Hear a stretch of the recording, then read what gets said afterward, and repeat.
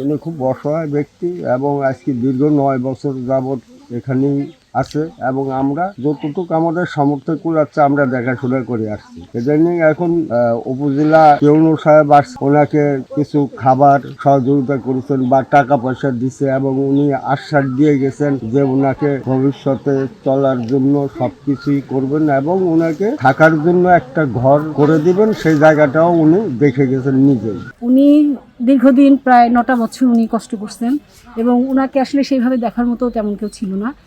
আমরা এলাকাবাসীরা চাচ্ছি এরকম অসহায় দুর্দশাগ্রস্ত মানুষ যেন আর না থাকে এবং সবাই যেন তার সহযোগিতা করে।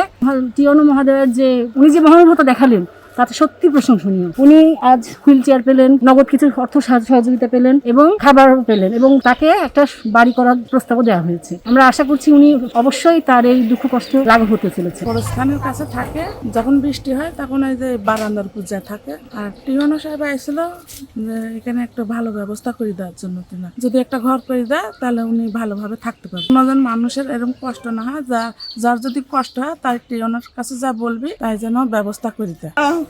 তুমি তারা যেন দাও, তৌফিক দান করো, আল্লাহ যেন মানুষের দেওয়া থোয়া এটা করো, তারা যেন আল্লাহ শান্তি রাখো সবাই। আমাকে যা দেখছে আল্লাহ তুমিও খুশি হয়েছ, আমিও মেলা আমার বাপ মা কেউ নেই, তুমি আমার মা বাবা যাই সেই আমার এই যে গোটা সমাজটা কেউ একটু দাঁড়ায় নাই, এই যে কষ্ট করেছি কেউ একটু এসে পাশে দাঁড়ায়। এখন সব আল্লাহ যেন তাক দেয়, আল্লাহ যেন কোনো বিপদ আপদ না দেয়, তাক শান্তি রাখে আর ওজন তোর জন্য দেওয়ার তৌফিক করে।